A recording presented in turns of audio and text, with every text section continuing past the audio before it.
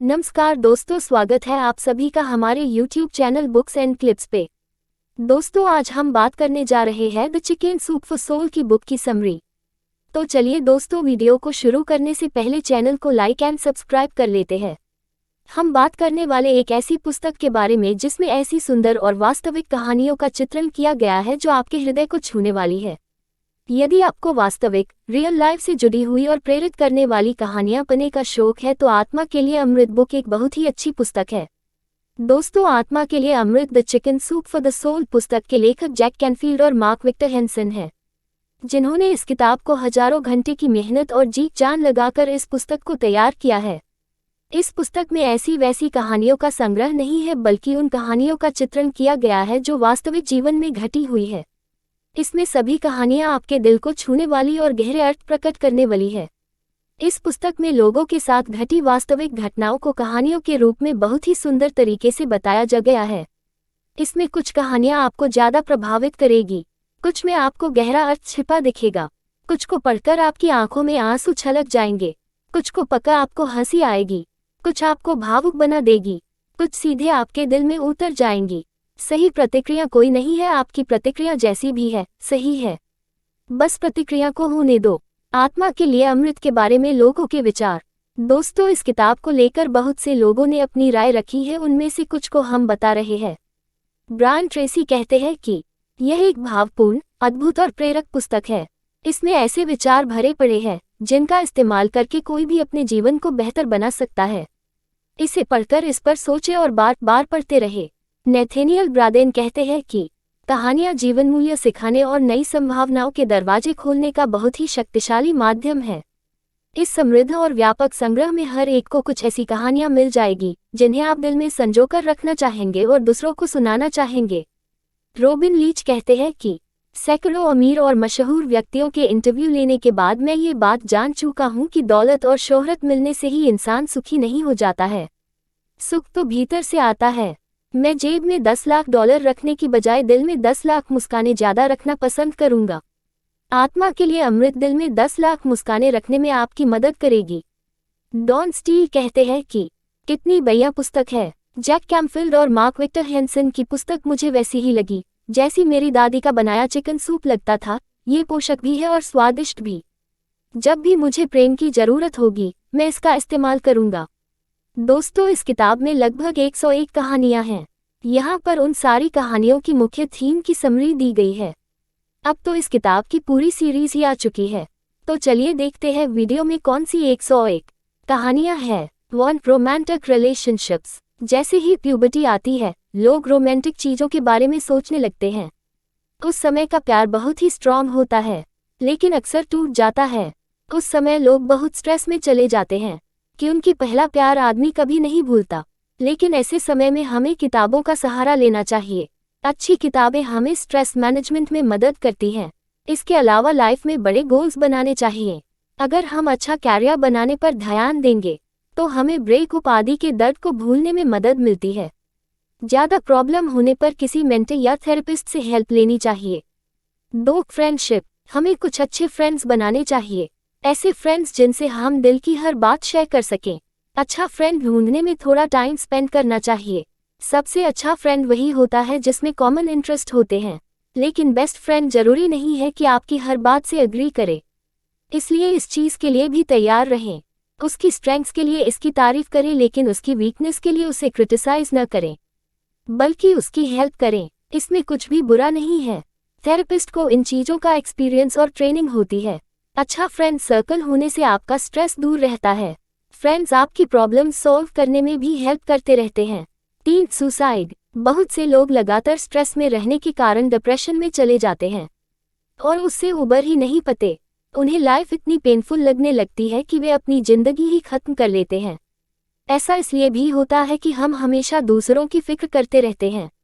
हम सोचते हैं कि दूसरे हमेशा हमें क्रिटिसाइज करते रहते हैं और हमारी कोई वैल्यू नहीं है। लेकिन कभी भी दूसरों के क्रिटिसिज्म के बारे में न सोचें कि उनकी लोग तो भगवान को भी गाली देते हैं, फिर हम तो इंसान हैं, हमें भी देंगे। लेकिन इसका मतलब यह नहीं है कि हम गलत होते हैं। हो सकता है वे ही गलत हैं, इसलिए उन्हें छोटा इंसान समझकर इग्नोर ही करें। आप खुद एक गोल बनाएं और उस पर फोकस बनाए रखें।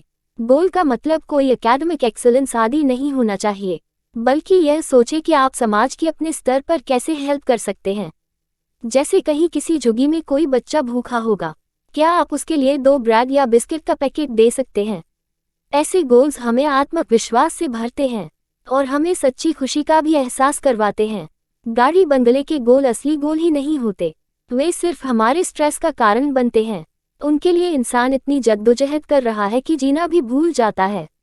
अगर आप किसी की हेल्प करते हो तो आपकी जिंदगी सफल है। फिर आप एग्जाम में फेल होकर भी फेल नहीं होंगे। आगे चलकर आप चैरिटी के लिए अपनी गो भी बना सकते हैं। चैरिटी के लिए कोई मार्क्स आदि मायने ही नहीं रखते, इसलिए अपने दिमाग से नेगेटिव विचार उखाड़ फेंकें और पॉजिटिव विचार भरें। 4. Family dysfunction. कई बार टीनेजर्स की घर में नहीं बनती, लेकिन इसका कारण बायोलॉजिकल होता है। उस समय उनकी बॉडी में ज्यादा हार्मोन बन रहे होते हैं। इसकी वजह से मूड स्विंग्स, गुस्सा आना, तोड़-फोड़ के विचार आना आदि सामान्य है। यह न सोचें कि आप घरवालों की वजह से ऐसा कर रहे हैं, बल्कि यह सोचें कि आपकी बॉडी और ब्रेन प्यूबर्टी से गुजर रहे हैं और इनकी वजह से आप गुस्सा महसूस करते हो और उस उम्र में ये इमोशंस आते ही हैं।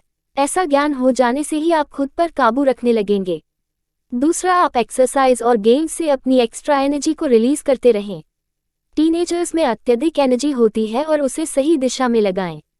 टीनेज के बाद यानी 19 साल के बाद आप में मैच्योरिटी आने लगेगी और ये सारे उग्र विचार खत्म हो जाएंगे। इसलिए इस एज में खुद को संभालें और अपनी पढ़ाई या बड़े गोल पर फोकस रखें। 5. Eating disorders. बहुत बार टीनेजर्स पीयर प्रेशर में आ जाते हैं। सबको सुंदर दिखने की होड़ लगी होती है, वे डिजाइनर कपड़े पहनना चाहते हैं और ब्रांडेड चीजों का इस्तेमाल करना चाहते हैं। वे नए मेकअप का शौक रखते हैं। उस समय उनका एटीट्यूड बहुत मटेरियलिस्टिक होता है, साथ ही सबको बॉडी इमेज की चिंता होती है। बहुत से टीनेजर सोचते हैं कि वे मोटे न लगें और स्लिम ट्रिम दिखें, और इसलिए वे ठीक से खाना भी नहीं खाते। कुछ तो खाने के बाद उल्टी करते हैं, जिसे बुलिमिया कहा जाता है। साथ ही कुछ इतना कम खाते हैं कि बेहद दुबले हो जाते हैं। इस सिंड्रोम को एनोरेक्सिया नर्वोसा कहा जाता है। इसलिए इन सब से बचने के लिए अंदर की खूबसूरती पर ध्यान देना चाहिए। अगर आप काइंड हैं, पोलाइट हैं, दूसरों की हेल्प करने वाले हैं तो आपसे सुंदर कोई नहीं हो सकता। इसके विपरीत डिजाइनर क्लोथ्स वाले में अगर सेल्फिश एटीट्यूड है तो वह उसे देखने वाले की नज़रों में बदसूरत बना देता है। इसलिए अपने अंदर वैल्यूज लाइए और खुद से प्यार करना शुरू कर दीजिए। आप जैसे हैं वैसे अच्छे हैं। ऐसी सोच रखने से आपको किसी भी मेकअप की जरूरत ही नहीं पड़ेगी। दुनिया को इम्प्रेस करने की आदत छोड़ दीजिए। 6. Sexual education. युवावस्था में लड़कों में टेस्टोस्टेरोन और लड़कियों में ईस्ट्रोजन नाम के हार्मोन्स बनना शुरू हो जाते हैं। इससे उनके मन में रोमांस के ख्याल भी आते हैं और कई बार वे सेक्सुअली एक्टिव हो जाते हैं। लेकिन बिना कॉन्डोम या प्रोटेक्शन के सेक्स करने से एसटीडी, सेक्सुअली ट्रांसमिटेड डिजीजेस होने का खतरा रहता है। कम से कम 12 एसटीडी आमतौर पर पाई जाती हैं। एड्स के बारे में तो सबको पता है, लेकिन इसके अलावा syphilis, gonorrhoea, chlamydia, cervical cancer आदि बहुत सी एसटीडी भी हैं जिनसे बचना चाहिए। साथ ही इस उम्र में कैरियर बनाने का गोल रखना चाहिए। इससे आपका मन इधर उधर भटकने से बच जाता है। जॉब लगने के बाद एक अच्छा पार्टनर तलाश करके उसके साथ सपनों की दुनिया का निर्माण करेंगे तो ज़्यादा बेहतर होगा। 7. Drug addiction. बहुत बार पीयर प्रेशर के चलते टीनेजर्स को तरह तरह की एडिक्शंस लगने का खतरा बना रहता है। शुरू में ये चीज़ें मस्ती मजाक में शुरू होती हैं, लेकिन धीरे धीरे उनकी आदत ही लग जाती है और फिर इन एडिक्शंस को छोड़ना बहुत मुश्किल होता है। इससे बॉडी और ब्रेन बर्बाद हो जाते हैं और जिंदगी तबाह हो जाती है। इसलिए हमेशा इन चीज़ों से बचें और पीयर प्रेशर में भी न आएं।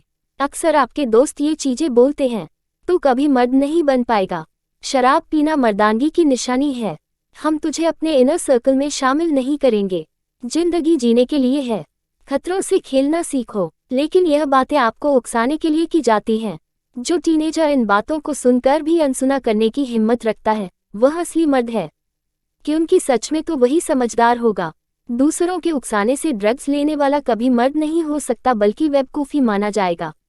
ऐसी बातें करने वालों के सामने हाथ जोड़ दें और कहें मैं बच्चा ही ठीक हूँ। ऐसे फ्रेंड्स के सर्कल में शामिल होने से अच्छा है दूर ही रहें, क्योंकि हर क्लास में अच्छे लड़के लड़कियां भी होती हैं। ऐसे बच्चों से दोस्ती करें जो आपको स्टडी की तरफ पुश करें। 8 इंस्पायरिंग स्टोरीज। इस भाग में काफ़ी इंस्पायरिंग स्टोरीज बताई गई हैं, जिनकी मुख्य थीम साहस, लव और कंपैशन आदि है। एक लड़के की बहन को कैंसर हो गया था, लेकिन वह हर दिन उसके साथ रहता था और उसे खुश रखने की पूरी कोशिश करता था। इससे उसकी बहन बच तो नहीं पाई, लेकिन उसकी जिंदगी अंत तक खुशी से भरी रही। ऐसे ही एक लड़की का सब कुछ खो गया था।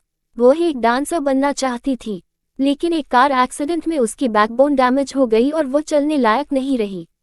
उसका बॉयफ्रेंड भी उससे दूर चला गया। उसकी लाइफ में केवल गम ही गम थे, लेकिन इसके बावजूद उसने हिम्मत नहीं हारी और लाइफ में नया गोल बनाया। उसे तीरंदाजी का भी शौक था। उसने अपने इस टैलेंट पर ध्यान देना शुरू किया और एक दिन वह हैंडीकैप लोगों की कैटेगरी में प्राइज जीत गई। इससे उसकी आर्थिक हालत काफ़ी सुधर गई। वो अपने परिवार को भी मदद करने लगी और आगे चलकर चैरिटी भी करती रही। तो इस तरह हमें लाइफ में हिम्मत नहीं हारनी चाहिए, बल्कि छोटे गोल बनाकर आगे बढ़ना चाहिए। समाप्त।